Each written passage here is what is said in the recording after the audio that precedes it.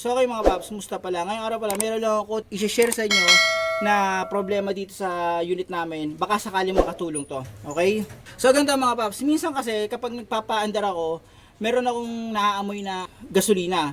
Pero yung amoy ng gasolina niya, hindi yung parang kinulob na amoy ng gasolina. Parang ganun eh. Para sa siguro si iisipin na iba, parang panis na gasolina. Parang ganun, pero hindi talaga literal na panis yun.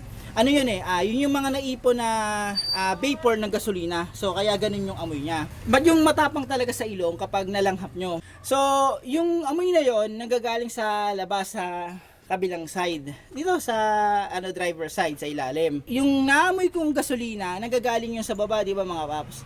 Yung linya na yun, nakakonekta yun dito sa charcoal canister. So ano ba yung charcoal canister? Ito yan. Okay? So papakita ko lang sa inyo mga paps yung sinasabi ko. So ganito, yung amoy gasolina na nalalanghap ko, nanggagaling yung banda dito. Yan, sa side na yan. Okay, sa ilalim. Papakita ko sa inyo. So ayan mga paps, ito yung linyang sinasabi ko. So etong dalawang linya to, yan, ito fuel lines yan. Okay, yung dalawang yan.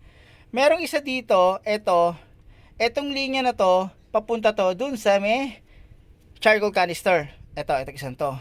Kung mapapasin nyo yung linya na yan, ayan. Kita naman di ba? Ayan. Yan. Yan paint yan, pero ito lumobo na talaga. Yan, lumobo na. Tapos kahit yan, makikita nyo meron na talaga dito yan. Yan. Yan, sobrang lambot So dito nang gagaling yung naamoy ko. Okay mga paps, ano ba tong na to? Itong linya na to. Kung mapapasin nyo, yan, sa fuel lines yan, ito rin nakakonekta sa fuel lines. So ito papaliwanag ko dyan Kapag sinundan nyo yung linya na to, yan, papunta dun sa sa taas. So nakakonekta yan sa in ng charcoal canister.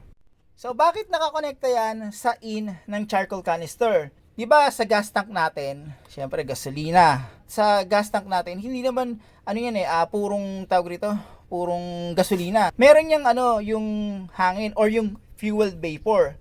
So yung fuel vapor, lumalabas yan dito, yan, papunta yan dun sa charcoal canister. So papunta yan sa charcoal canister. Ito yan, ito yung linya na yon. Yung linya sa baba, dito nakakonect yan, papasok yung fuel vapor dito. Ngayon, pagka pasok ng fuel vapor dito, kahit fuel vapor yon, pwede rin itong ma-process sa combustion chamber. So yung fuel vapor, papasok yan dito. Ang mangyayari, pagpasok yan dito, lalabas dito yung fuel vapor, papunta sa purge valve. Ngayon, syempre nakaprogram yan sa ECU natin. Biglang kumbaga parang ganito Kapag pasok ng fuel vapor dito, ngayon, dapat lalabas yan dito, di ba? Lalabas yan dito, papunta sa intake manifold para ma-process ulit sa combustion chamber. Ngayon, meron yung purge valve dito. So, ECU nagdidikta niya na, sige, na kayo, fuel vapor, pumasok na kayo dito sa intake manifold para ma-reprocess namin kayo ulit sa combustion chamber. So, ganun na nangyari yan. Siyempre, kapag yung fuel vapor dito, yan.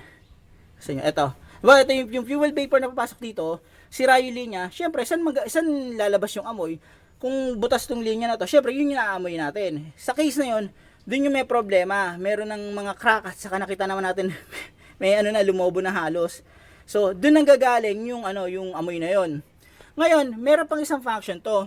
Hindi lang lahat pinapasok niya dito sa sa intake manifold. Yung ibang fuel vapor nilalabas niya sa labas na mismo, sa atmosphere. So, hindi lahat. Okay? So, kalkulado na rin ng ECU yun kung ano yung papasok niya, ano yung ilalabas niya sa yung vent valve. So, ayun. Okay, ayun siya.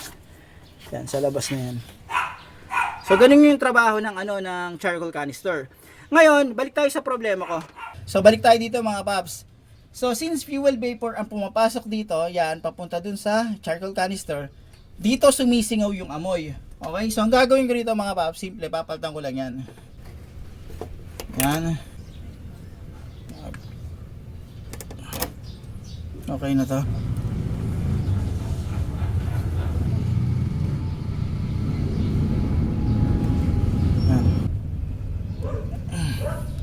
Okay.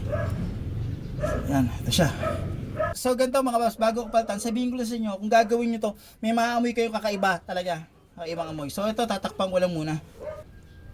So ito siya mga paps, yan. Ito yung ano, yung papalitan ko. So ito yung papalit ko, yan. Kuha na lang ako ng ano, ng ganyan, ng same size. Kakat ko. Ito parehas lang to ng ano, ng butas, yan. Lalagay ko na lang yung ano, sukat dito sa video. Kung ano yung outside saka inside diameter niyan. So ganyan lang kahaba kailangan ko.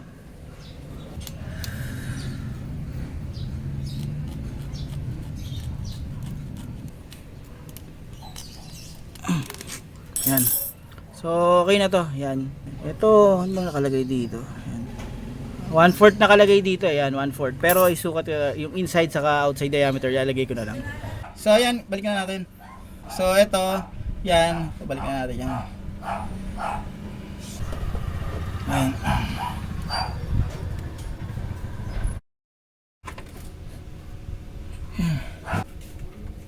Yan. Okay, tapos balik na natin dito. Okay na siya. So ayan mga paps, nakabit ko na tong hose, napalitan ko na to ng bago. So siguradong wala nang lilik dyan. So hanggang dito lang itong video na to mga paps. Sana kahit paano nakatulong to in case na meron kayong naamoy na gasolina sa labas ng sasakyan nyo. So track nyo muna, baka mamaya sa fuel lines or baka mamaya tingnan mo nangyari sa akin dito sa ano, sa may linya ng fuel vapor papunta sa charcoal canister. Okay? So itong linya na to. Paano mga paps? Maraming salamat sa inyo.